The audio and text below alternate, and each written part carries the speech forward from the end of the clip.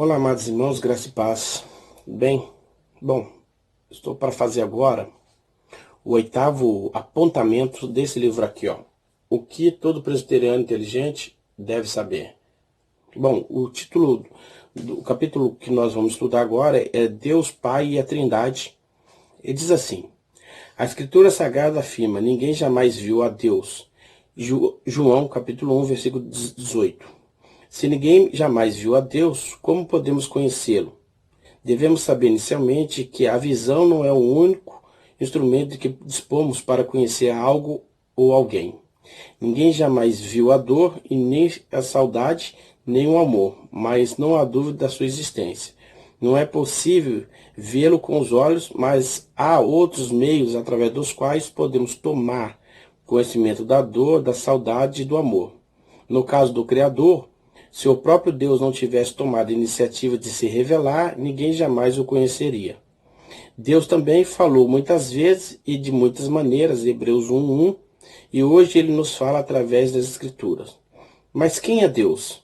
Não é possível definir Deus. A mente humana, embora prodigiosa, não dispõe de recursos para captar toda a grandeza do Criador. O máximo que podemos fazer é descrever Deus a partir do que ele nos revela na Escritura. Então, as Escrituras, como Deus não pode ser compreendido na sua totalidade, porque quem compreende Deus na sua totalidade seria Deus. Então, as Escrituras deixam claro para quem tem a revelação, acredita na inspiração bíblica e na revelação, e para quem tem a revelação especial, isso é claro. Deixar claro de que há 3 pessoas divinas operando na história da criação humana e na história da revelação da salvação do homem. Isso a gente consegue ver, por exemplo, em Gênesis 1, quando diz que no princípio, em Gênesis 1, né, que fala que o Espírito Santo, o Espírito de Deus pairava sobre a face das águas, né? Quando Deus, o próprio Gênesis fala: façamos o homem a nossa imagem e semelhança. Essas falas dá indício de que há mais do que uma pessoa na divindade operando a sua criação. E João 1:1 diz que o princípio era o verbo, e o verbo estava com Deus, e o verbo era Deus. Bom, esse versículo ele é muito questionável, mas ele não é questionável para nós, ele é questionável para quem não crê. Porque para nós que cremos que Jesus Cristo, como ele se declara o verbo de Deus, e o próprio Deus se declara que Jesus é o anúncio da salvação, é a palavra de Deus, então ele é o verbo. Então, para nós, o João 1:1 é claro e evidente de que esse verbo aqui é Jesus. Não tem nenhuma contraprova para quem crê na revelação e inspiração bíblica e para quem tem a revelação especial de Deus.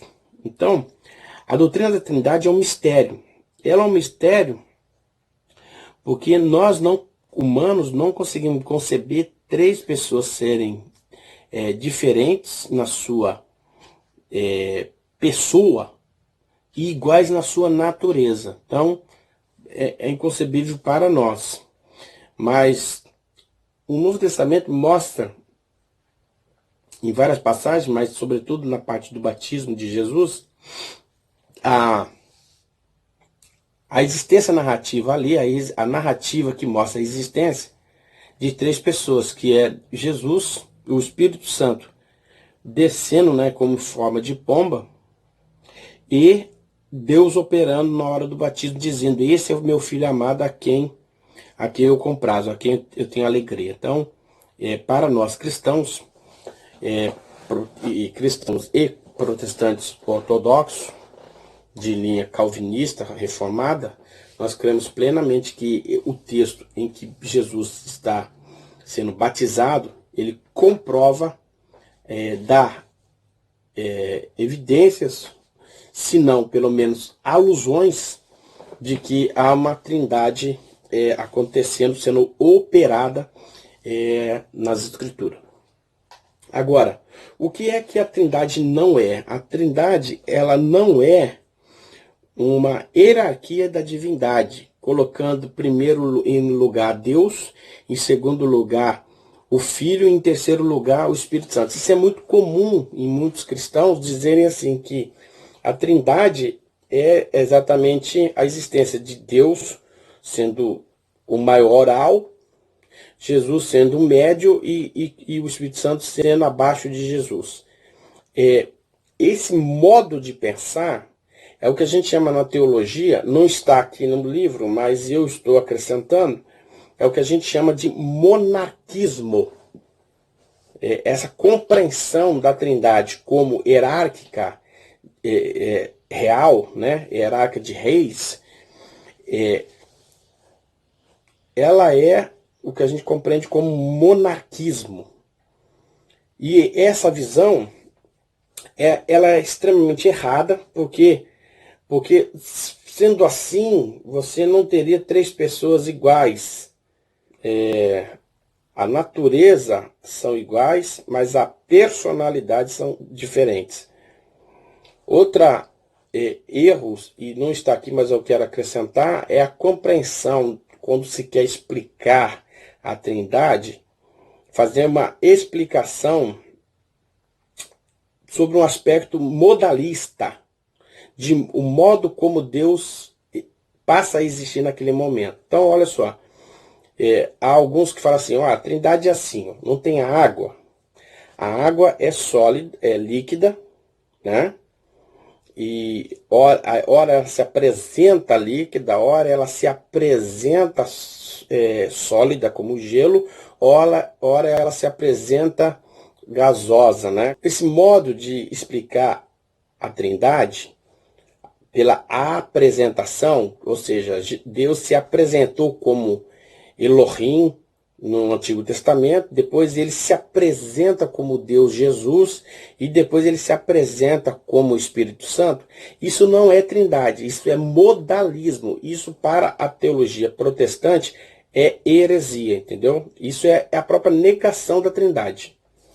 Então, a trindade não é isso. A trindade é compreender que há três pessoas com a mesma substância, igual em poder e igual em glória, embora distintas pelas suas propriedades pessoais.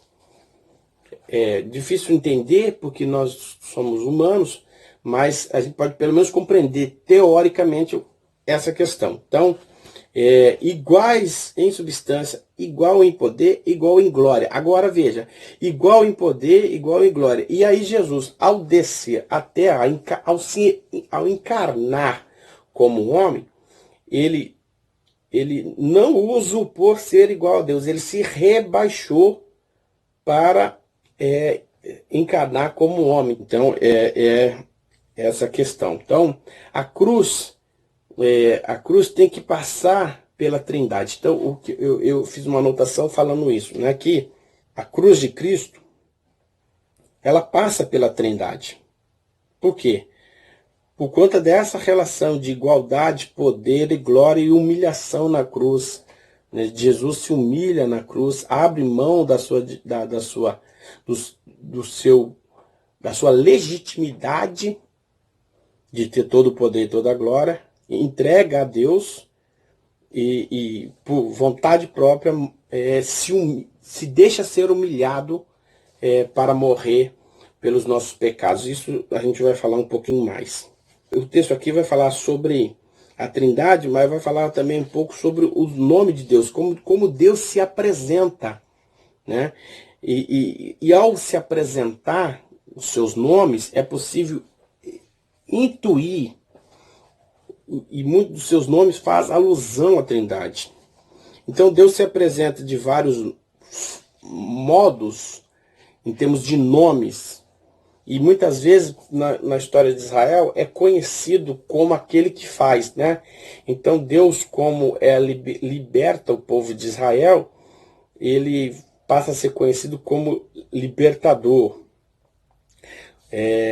Como ele cura, passa a ser conhecido como curador, né? Rafá, como Salvador, poderoso, El Shaddai, né? Como Senhor, Adonai. Então, assim, muitos nomes de Deus, Deus vai tendo vários nomes muito pela a sua atuação no seu plano de salvação, na sua atuação aos homens. Então, em Gênesis 1:1, Deus se apresenta como Elohim, Deus também se apresenta como Altíssimo, Elion.